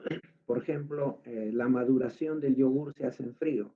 Entonces, en toda la etapa de temperatura 45 grados, se ha logrado esto, que todas las células crezcan, o si está en una cantidad, una población muy grande, acelere el metabolismo para que altere la leche coagulándola. Pero llega un momento en que se establece la fase estacionaria. Entonces, la maduración lo llevamos a la refrigeradora y ahí la bacteria, utilizando los metabolitos formados en esta zona, en esta etapa, los va a transformar y ahí es donde se consagra pues, el aroma, ¿no? Entonces, en frío, el yogur adquiere mayor aroma porque utiliza los compuestos que aquí han quedado y los transforma en cetonas, aldehídos, etcétera, etcétera, ¿no? Ese es un caso positivo. Pero normalmente pues es una célula que está utilizando el sustrato de esa manera, pero no siempre es así. Hay otras bacterias que lo primero que van a hacer es atender su metabolismo como dé lugar. Y eso no es compatible con lo que quiere el consumidor. Aquí, en esta etapa, pues es una etapa metabólicamente activa, aun cuando no se demuestra incremento de población, ya que el crecimiento exponencial se ha detenido. Aquí la composición macromolecular de la célula cambia, ¿no? Justamente porque sus demandas metabólicas ya son distintas. El número de viables baja, va disminuyendo, se va aproximando a la siguiente etapa, que es la muerte, ¿no? Y generalmente algunos microorganismos en esta etapa esporulan, los que tienen la capacidad de formar esporas. En la fase estacionaria, entonces, el crecimiento es nulo. Se sabe que hay crecimientos, pero se equilibra con las muertes celulares, se abordan nutrientes, cambia el pH, ¿no? Se hace inadecuado. En algunos casos se ha consumido digamos, las fuentes proteicas más digeribles. Entonces, en este momento la bacteria puede acudir a algo que antes no lo había tocado, por ejemplo, proteínas complejas. Ha comido lo que estaba fácilmente disponible, ahora va a consumir, se va a nutrir degradando moléculas complejas. Ejemplo, el agar nutritivo, ¿se acuerdan que comentábamos? Tiene por un lado peptona y por otro lado tiene extracto de carne. Entonces, lo primero que va a agotar son las peptonas, porque le ofrecen los aminoácidos esenciales para su crecimiento y las puede disponer rápidamente a través de sus enzimas, ¿no? Sus peptidasas. Sin embargo, cuando ya se acabe ese tipo de peptona, entonces va a echar mano de otro recurso que viene a ser el extracto de carne, pero ya habrá implementado toda una maquinaria metabólica para que pueda utilizar el extracto de carne, ¿no? El metabolismo general es diferente a la fase logarítmica, ¿no? Las células comienzan a reducirse de tamaño, el citoplasma se condensa, la membrana citoplasmática se hace menos fluida, ¿no? Hay reciclado de materiales intracelulares y baja el contenido de ARN, es decir, van eliminándose los ribosomas. Luego tenemos la fase de muerte, ¿no? Que también, si ustedes observan, es exponencial. Ya hemos visto que su modelo matemático simple nos dice que tanto el crecimiento como la muerte es exponencial. No podemos matar a una bacteria así de golpe, sino que esta se va a tomar ciertas resistencias a cualquier tratamiento que nosotros le podamos dar, ¿no? El número de viables disminuye, ¿no? Hay lisis masiva, las células es como si se reventaran las pompas de jabón, se revientan, entonces dejan suelto su material citoplasmático y de eso se aprovechan las que están vivas. Por eso que no es una fase de muerte lineal, sino que siempre va a tener un hombro acá, ¿no? Acá, en esta zona. No es así lineal, ¿no? Sino que tiende a tener un pequeño hombro, dependiendo del tipo de microorganismo. Algunas células aparecen muy grandes, ¿no? Y hinchadas, no tienen una forma típica. A esta se le llama, pues, las formas fantasmas, ghost. En la literatura a veces no se mantiene la palabra en inglés, ¿no? Muy poco se traduce. La pendiente entonces depende del tipo de microorganismos, ¿no? Una cosa es, por ejemplo, en el caso de enterobacterias, aplicándole una determinada temperatura, ¿no? Es muy suave, se resisten un poco. En cambio, en Bacillus es más rápido. Cuando están en la forma de quistes y esporas, son las formas resistentes, se mantienen mucho tiempo. Acá tenemos la variación del número de microorganismos viables y totales en la fase de muerte. Uno es con lisis, estos son los totales, ¿no? Y estos son los viables. O sea, estas son las que ingresaron, así debería haberse quedado en la fase estacionaria. Y esto es cuando le aplicamos, ¿no? Algún tratamiento y vemos de que las células viables va disminuyendo. Esto es cuando hay el efecto, digamos, perenne del factor que nosotros estamos introduciendo. No hay autólisis. En cambio, cuando la bacteria de por sí se elimina, se autoliza, propiamente se autodestruye, vamos a ver que las viables corren la misma, digamos, dimensión de descenso que las totales. Es diferente. Entonces, sin autólisis, nosotros podemos haber tenido esta cantidad de totales acá, acá, y luego comienzan a morir lentamente, porque ellos se van, ¿no?, resistiendo al tratamiento. En cambio acá es con autólisis, ellas mismas se mueren, ya tienen el efecto de muerte celular y toditas se eliminan. El tiempo de generación entonces varía en bacterias, cuestión de minutos, en levaduras son cuestión de horas y en hongos es cuestión de días, ¿no? Entonces es más lento el crecimiento en hongos.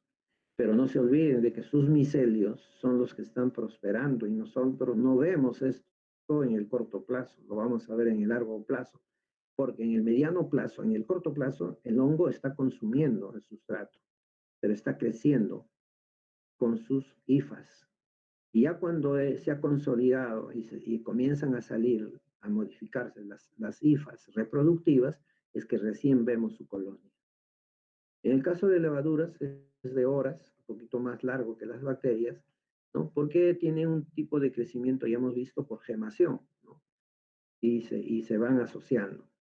En cambio, es un proceso de su ciclo celular es más largo que las bacterias, que solamente es cuestión de minutos. En el caso de hongos, crecimiento de hongos, nosotros vamos a ver que cada cierta etapa forma un círculo, que es notorio durante su crecimiento.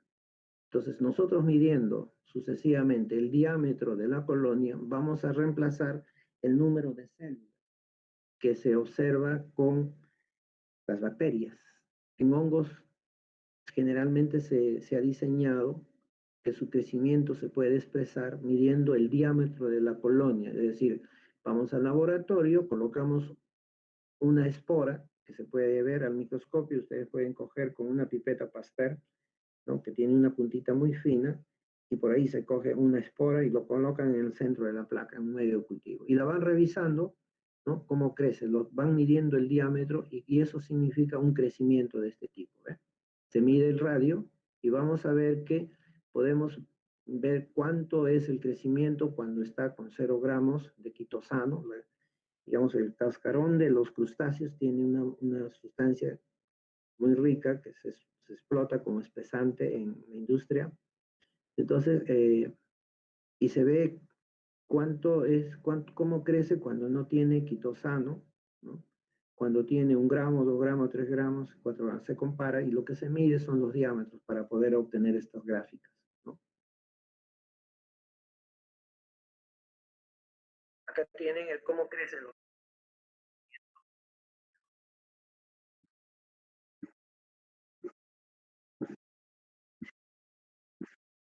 Esta es una forma como nosotros observamos al hongo, cuando ya ha alcanzado la plenitud de su crecimiento.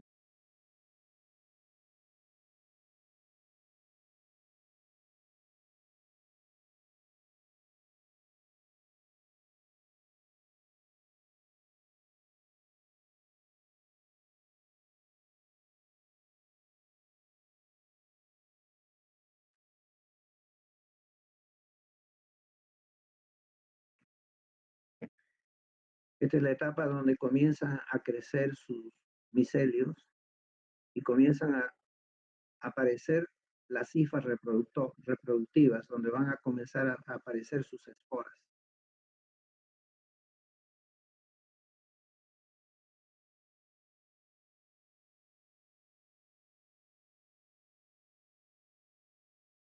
Entonces nosotros estamos acá midiendo los diámetros. Es un grano donde se ha hongueado, ¿no?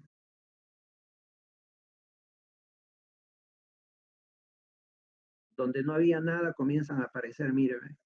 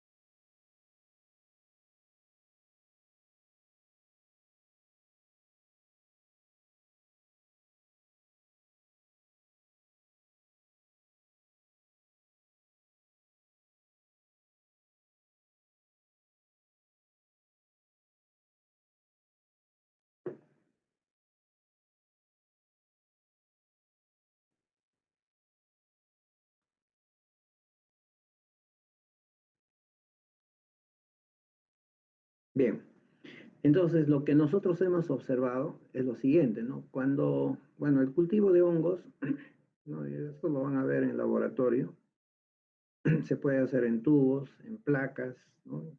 Y al final de cuentas lo que vamos a ver es sacar un poco del cultivo, ya sea en tubo o en placa, lo llevamos al microscopio y ahí vamos a observar. ¿Qué es esta es la colonia del hongo, ¿no? Como ven, ustedes observan acá los círculos. Entonces, esto se va midiendo paulatinamente los círculos y eso nos determina su crecimiento, ¿no? Acá tienen, por ejemplo, este es el micelio. Cuando nosotros vemos este puntito de acá, antes de que salga vemos acá porque por dentro ha crecido el micelio. Debajo del micelio está el medio de cultivo. Entonces, este crecimiento en placa está dependiendo de qué cosa le damos al hongo para que pueda crecer. Si esto lo transportan ustedes a un sustrato, llámese alimento, también va a hacer lo mismo. El hongo va a crecer en función de qué cosa le da el sustrato. Si acá al alimento le damos algo, le colocamos algo para un inhibidor de mohos, pues de hongos, por ejemplo, un conservante, entonces el hongo no va a crecer en tanto esté presente el conservante. Pero cuando el conservante se agote o se disipa, entonces el hongo comienza a aparecer. En tanto dure el conservante, por ejemplo, en el pan, le ponen ácido propiónico, ¿no? Y el ácido propiónico se evapora, es un ácido graso muy volátil y que se va eliminando paulatinamente. Cuando ya se agota la concentración de ácido propiónico, ¿no? El propionato de calcio, por ejemplo, se agota en el tiempo. Entonces el hongo encuentra oportunidad para reproducirse. Y lo primero que va a reproducirse, como ustedes han visto, son sus hifas, ¿no?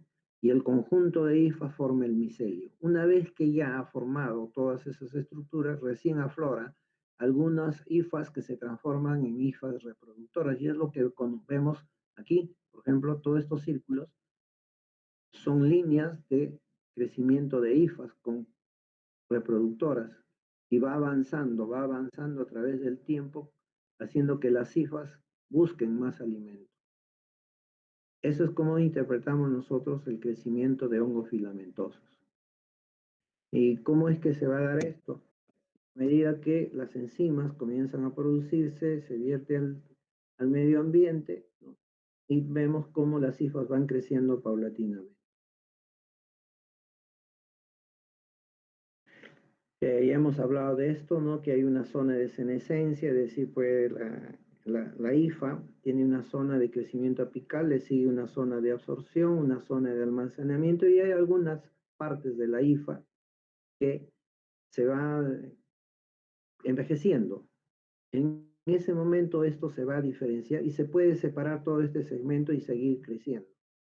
No depende de su capacidad de existencia porque una parte se fragmenta. Bien, ¿alguna pregunta? ¿Alguna pregunta? Bueno, se ha vencido la hora de clase.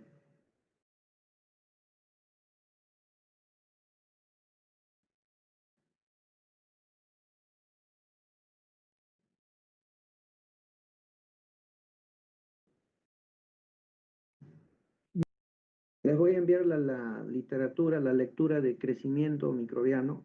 Se las voy a pasar ahora mismo, ¿verdad? Para que puedan estudiar para el día del examen. Hasta aquí entra el examen. No quiero saturarlos con más datos. Ya en la segunda parte vamos a ir complementando todo lo que falta. Y ya entraríamos digamos, a la segunda parte, que es la microbiología aplicada a productos pesqueros, complementándolos con algunos datos más. El día del examen, después del examen, vamos a tomarnos una media hora para manejar curvas de crecimiento, ¿no? La parte práctica. No es una práctica porque el syllabus no permite, nos está diciendo claramente que en el mes de marzo van a recuperar sus laboratorios, si es que se dan las condiciones, ¿no? Pero si se dan, no sé cómo van a entrar al laboratorio, pero son como 40 y tantos. 30. Profesor, Entonces al laboratorio van a entrar, pues creo que de 10 en 10. Sí, dime. profe, disculpe una cosa. El tema del examen, ¿va a ser para marcar nada más o es para desarrollar? No, para marcar va a durar 20 minutos nada más el examen. Ah, ya, Pero profesor. es por competencias, ¿eh? Ojo, ¿Cómo es es por competencia? competencias. Es para que apliquen conceptos.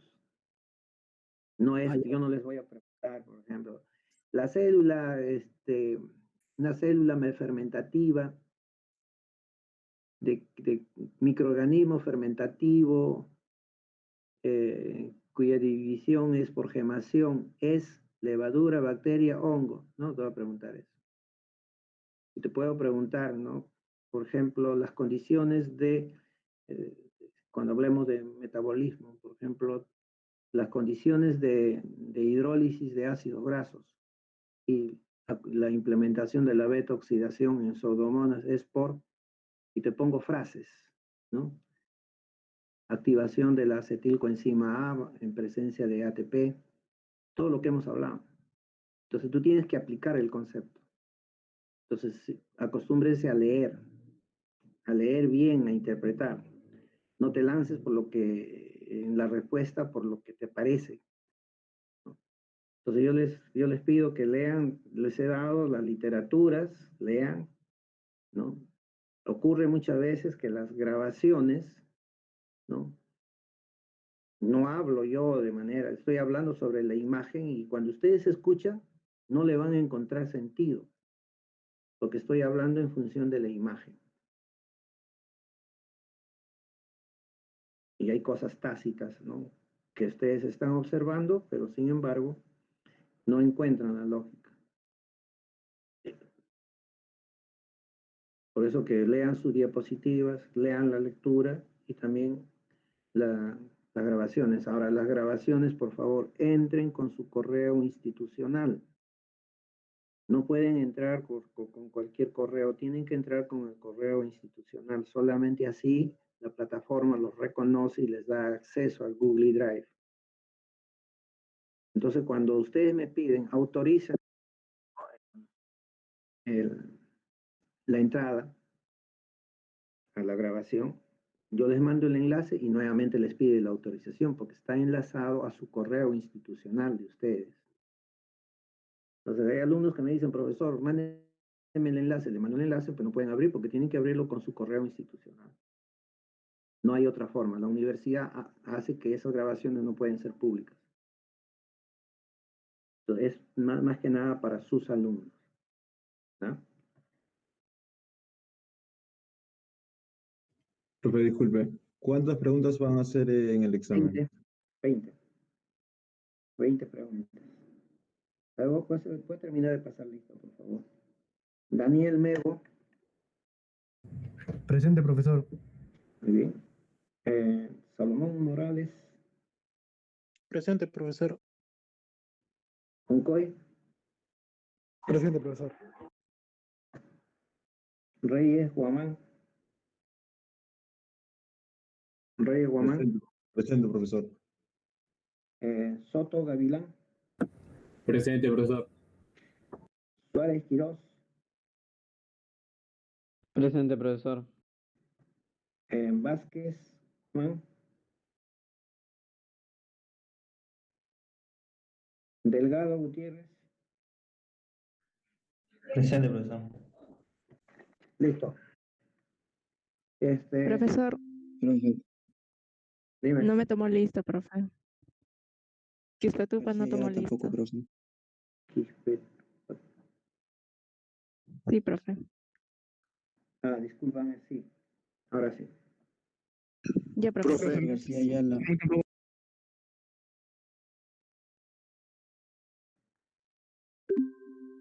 Dime. Profe, a mí tampoco me tomó lista. ¿Tu apellido? Pérez, profe. Esto desde el comienzo. Sí, claro. Ya está. No, yo al inicio de clase registré a 18 alumnos que estaban presentes antes de la 1 y les dije, ya registré asistencia y los nominé a todos los que ya había registrado asistencia. No, sí, que en esa no me Ya, está bien, Luis, no te preocupes. Buenas tardes, soy Medrano. Yo estuve 10 minutos antes y no me consideró en su lista de... Medrano, sí, estás considerado. Profesor de la Cruz Salcedo. También, y tienes una intervención. Profesor Jorges. Miren, los únicos que no tengo acá presentes, y ya pasé a la plataforma, la asistencia son Asensio y Bustamante. Y Hualpa, Gustavo Hualpa y Jacqueline. Profe Bustamante, que estuve un poco mal, no tenía mucha señal. Ay. Es que ahorita estoy en provincia, profe, no estoy en Lima, discúlpeme. No sé, pues lo único que puede ser es que llegaste tarde. Ya, aunque sea, considéreme la tardanza, profe, por favor. Ya. Listo. Gracias, profe. Ya me voy retirando porque tengo una cita médica ahorita.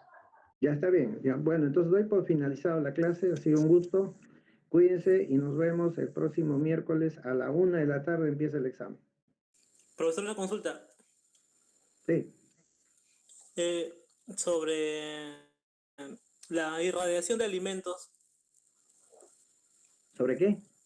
Irradiación de alimentos. ¿Qué de los tiene? alimentos. ¿Cuánto tiempo puede durar? ¿Podría durar los alimentos si los irradian? Mira, en primer lugar, la irradiación de alimentos está en función de la dosis de kilogramos que se puede aplicar, ¿no? Pero en realidad, la irradiación no está dirigida a procesos de inocuidad, ¿no? Generalmente es para eliminar, es una dosis para eliminar, por ejemplo, huevos de insectos, ¿no? Los huevos de la mosca de la fruta, ¿no? Por ejemplo, algunos hongos algunos patógenos para las plantas, ¿no? Que se irradian. Tiene un problema los productos irradiados, que debe tener un símbolo que indique que es un producto que ha sido irradiado. Y eso limita mucho el consumo, o sea, el consumidor rechaza ese tipo de productos, ¿no? Aun cuando dice que la dosis de radiación que todavía existe es baja, ¿no? Y algunos dicen, no, es más baja la radiación que la que recibimos todo el día. Bueno, aún sea como sea, pues el consumidor no tiene mucha apetencia por ese tipo de productos. En cambio, sí se aplica, por ejemplo, radiación, ¿no? Iónica sobre todo, la radiación gamma, por ejemplo, en la papa, ¿no? No quieren que la papa germine durante el proceso de comercialización. Entonces, las yemas de la papa que pueden surgir por humedad o por acción de la luz, expuestas a la luz, entonces se inhiben con una radiación, una dosis de radiación que elimina ese tipo de células, ¿no? Y claro, que afecta también al resto del alimento, pero ya con el manejo, el lavado, la fritura, y son dosis tan bajas que, bueno, consumimos. Y por eso que es que ahora se importa, ya no se exporta, ¿no? Si es que te lo permiten, puedes exportar. En cambio, estamos importando papa, ya que genéticamente está modificada, y que permite su fritura, tiene ciertas, digamos, técnicas que están adicionadas, tiene valor agregado en tecnología para que pueda ser comercializado, ya cortaditas, por ejemplo, ¿no? Ustedes cuando van a un supermercado van a encontrar papas cortaditas, ya listas para freír, ¿no? Y ustedes revisan, van a encontrar que esas papitas tienen una dosis de almidón, ¿no? Que le hacen, digamos, le dan mayor sabor en la textura, etcétera, etcétera. Pero después de un tiempo esa papa se deforma, pierde su calidad, entonces tienes que comerla así caliente, recién frita. Cosas como esas, ¿no? Pero en cuanto a lo referente a la luz iónica, perdón, a la radiación iónica, justamente ese es el problema, que genera compuestos, la radiación genera compuestos iónicos que a veces no son agradables, ¿no? Porque la radiación iónica hace que se reaccionen con diferentes compuestos entre sí dentro del alimento. Eso es lo que te puedo comentar, ¿no? Ya, profesor, muchas gracias. De nada. Esa duda tenía. Ya, está bien, gracias. Bien, muchachos, entonces nos estamos retirando. Hasta la próxima semana a la 1 de la tarde. Profesor, buenas tardes. Disculpe, el alumno Hurtado no aparece en la lista y ha estado desde temprano. Ha tenido un problema con su micro, pero va a escribir ahorita.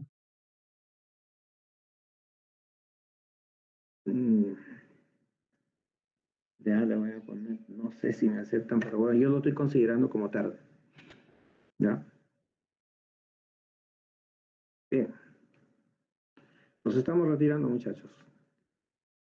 Hasta la próxima. Profesor, disculpe, ¿para cuándo tendría esta clase grabada? Mire, yo lo único que yo espero es de que aparezca en mi correo institucional, me dice, acá está la clase. Ya, ahorita no sé, si me dan un minuto voy a entrar al sistema a ver si ya está lo que guste se pueden quedar, no hay problema.